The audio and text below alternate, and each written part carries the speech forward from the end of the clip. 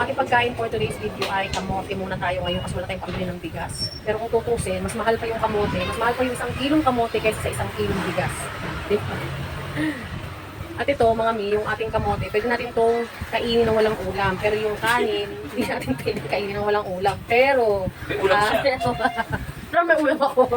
Ayan, pagkain ng aso namin hinati, hindi naman hinati. Kumuha ko ng konti para may pang-ulam tayo ng karne. Ayan, ayan ang ating ulam. Focus lang natin kasi hindi kanina makita. Dahil kuha nga lang to. Guys, mas masarap yung kamote. Hindi naman mas masarap. Masarap din naman yung kanin. Baka magtampo sa akin yung kanin. Mas masarap. Hindi pala mas masarap. Mas ma-healthy yun. Mas ma-healthy ang kamote. Ayan. Compare sa kanin. Pero yung kanin naman, syempre nagbibigay din niyang energy sa atin dahil carbohydrates yan. Pero sa mga nagda-diet at sa mga conscious, or ang tawag sa Tagalog ng conscious, yung mga sila, yung nag-aano sa health nila, yung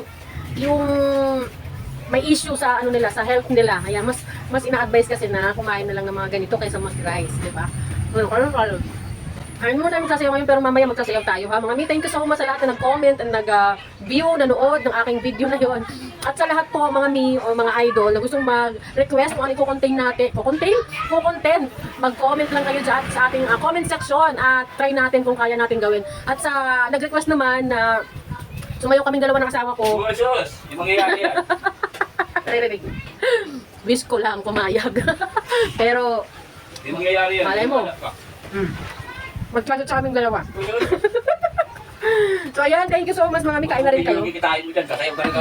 Oh, yan, i-like nyo pag ano. Okay, mamili na rin kikitain natin, sasayaw na daw siya. Kaya kailangan marami tayong views, marami tayong comment, at marami tayong followers, mga idol. Thank you so much sa lahat po na naman nagpa-follow. Na hindi ko mga kilala, mabuti pa kayong mga hindi ko kilala mga tao nag-support sa ating video. Pero mga mi, natural yan. Kasi pag dito content creator ka talaga, dito ka sa social media, asahan mo yan, na ultimong asawa mo, hindi magsusupport sa'yo, kaya given na yan. Ayan, maraming salamat at naririnig nyo yung mga minas, sinasabi ko na ultimong asawa mo, hindi magsusupport ng video mo. Asahan nyo na yan. Kasi napakaswerte nyo na rin talaga kung asawa nyo nakikisabay din sa mga content mo, di ba? So ayan lang for today's video, mga hindi ko na naman tatapos ang kinakain. Ang nakakadaldal ko na naman sa aking mga content. Sarap kaya? Sarap pala pag may karne. Adobo.